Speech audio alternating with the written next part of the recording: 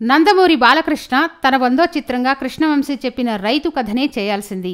కానీ క్రిష్ తన అద్భుతమైన చారిత్రక కథ అయిన శాతకర్ణి కథను బాలయ్యకు చెప్పి ఆ ప్రాజెక్టు తనకు దక్కేలా చేసుకున్నాడు. ఇప్పుడు శాతకర్ణి రిలీజ్ అయ్యి ఇండస్ట్రీ రికార్డులు తిరగరాస్తోంది.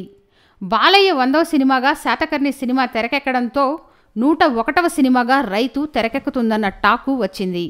ఆ సినిమాలో బాలీవుడ్ బిగ్ బి అమితాబ్ బచ్చన్ ఓ పాత్రలో కనబడనున్నట్లు ప్రచారం జరిగింది.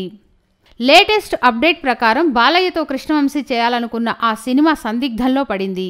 దానికి ఇంతకుముందు చాలా రకాల కారణాలు వినిపించాయి. ఇప్పుడు మరో కారణం కూడా బయటకు వచ్చింది. మెగాస్టార్ చిరు ఖైదీ నెంబర్ 150 వల్లే ఇప్పుడు రైతు పట్టాలెక్కే సూచనలు లేవని సమాచారం. అసలు మ్యాటర్ ఏంటంటే, ఖైదీ సినిమా రైతుల దీనగాథకు సంబంధించిన కథ. రైతుల సమస్యలను చెప్పడమే ఆ చిత్ర ప్రధాన ఇతివృత్తం. ఇక కృష్ణవంశీ రైతు కథ కూడా సమకాలీన రైతు సమస్యలను చెప్పే విధంగా ఉంటుంది. ఈ క్రమంలోనే ఇప్పుడు చిరు చేసిన రైతు కథ స్టోరీ లైన్లోనే తాను 101వ సినిమా చేయడం సరికాదని భావిస్తున్నాడట.